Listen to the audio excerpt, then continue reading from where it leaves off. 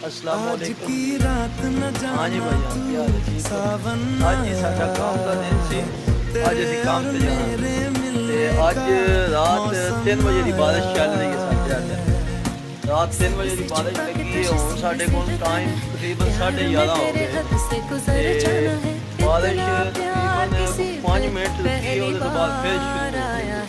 हाँ, नज़र आ रही है कितनी स्पीड नाल बारिश है। इस टाइम मौसम इस तरह कि रात हो गई है, बिल्कुल बादल जो है ना रात का मंजर पेश कर रहा है। तो कोई रुकने के चांस नहीं है मौसम दे कि बारिश जी रुके दी। तो नज़र आ रहा होना बारिश किस तरह जो चल रही है।